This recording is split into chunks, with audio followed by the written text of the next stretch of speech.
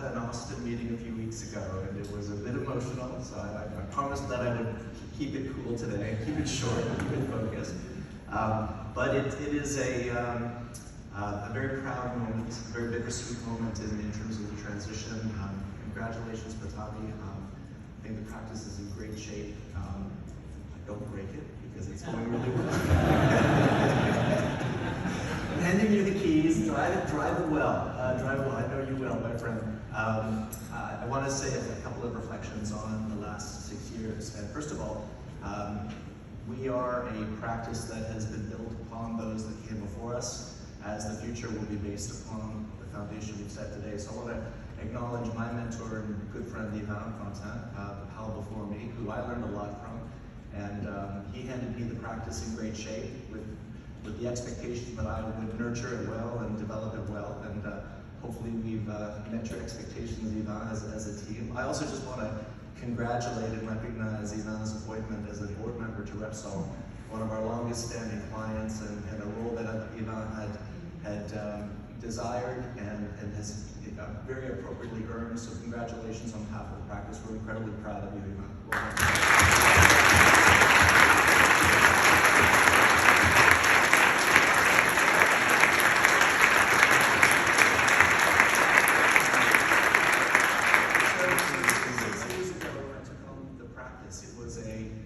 Small practice with massive ambitions. Today we're a much bigger practice with even more massive ambitions for the future.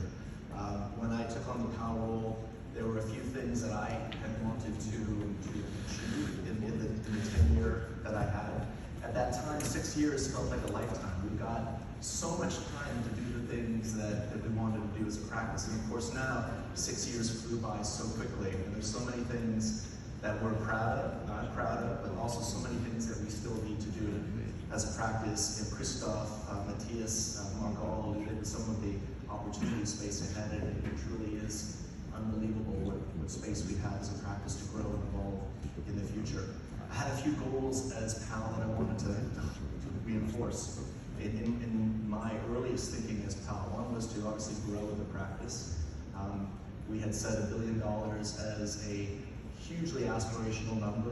Thank you, Maurice, for initially, and Henning for initially putting that on the radar. I think we all saw it as an elusive goal. Because this year we will hopefully cross the $1 billion threshold. We're on track for that this year with a strong growth, which I think is an amazing goal. But revenue itself is not in itself a worthwhile aspiration. I think underneath that, though, reflects a commercial portfolio of clients that is fantastic. When I think about how our core clients have sustained in our business, have grown, have adapted along the BCG, the new clients we've added to the portfolio, the foundations and platforms that those client relationships have made for all of us in terms of opportunities to have impact, opportunities to evolve from a career perspective. I think it's amazing what we've achieved in terms of our client portfolio. I had set a goal of 20 by 20. If those of you around in those days remember that, having $20 million clients, it seemed like such a nonsensical ambition at the time. We weren't anywhere close to that.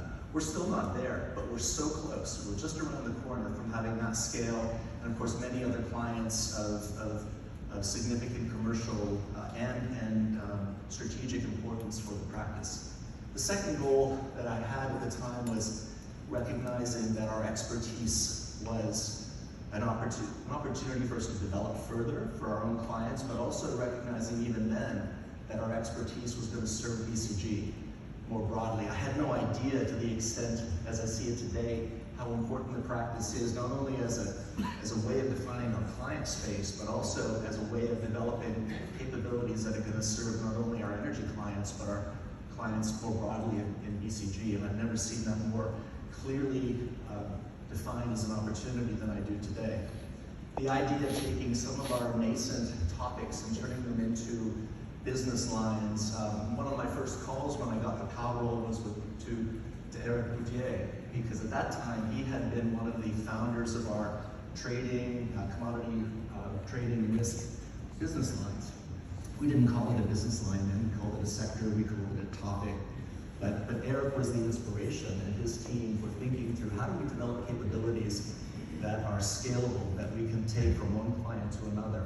And when I think what we've done across the portfolio of the sectors, and many thanks to Maurice and Christophe as our sector leads for developing such robust business lines that are serving our clients and bringing in expertise, and the support of our knowledge team has been amazing. And then special thanks to Patrick Herbold, who took that business line concept and really made an amazing impact on our portfolio of climate-related business lines over the last 2 years. And whether it's carbon capture, hydrogen, we've always had large-scale renewables, but that's now an even more important part of our offer for our clients for the future. That expertise agenda has been incredibly important, and I'm really proud of what the practice has achieved in terms of expertise.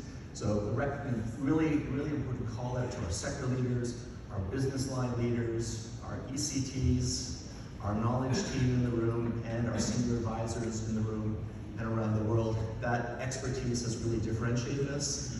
It's enabled us to compete. It's enabled us to have more impact for our clients.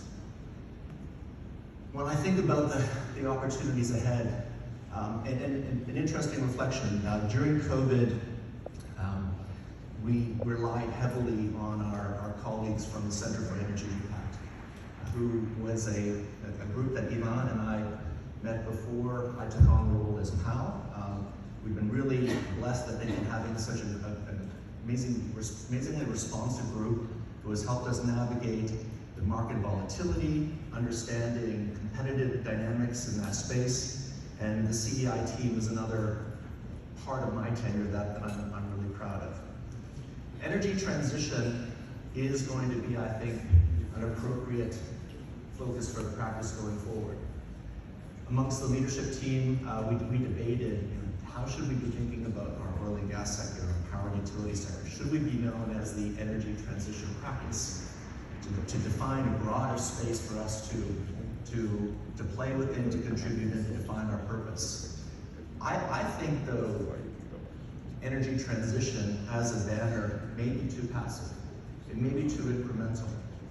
And I really think we need to be thinking ourselves as the energy disruption practice, to be proactive, to create disruption with our clients, to enable them to be at the forefront of the changes that are required, to see ourselves not only as a definition of clients, but as a force for accelerating the changes in the energy infrastructure around the world, the ability for us to have deep insights that will make this not only economic for investment, but accessible to those who need energy around the world, and to ensure that there is a high degree of energy supply security where we can play a unique force for our clients and society as a whole. So the idea of this group being an energy disruption practice, with each of you being individual disruptors in your own right, I think is an incredible opportunity, but by definition means that we have to think aspirationally. We don't have time, so we have to think urgently. We've got to create change in our clients, and we've got to create change within BCG, and I think that's the opportunity that Matavi and his tenure will have for the firm. So I guess on behalf of me personally, the leadership team that I've had the pleasure to work with now for 6 years, thank you for 6 wonderful years. Best of luck in the practice. I'm not going anywhere. I'm still going to be a card-carrying member of the energy practice, focusing a bit more on client service. But thank you for the privilege of this role and the opportunity to work with you. Thank you.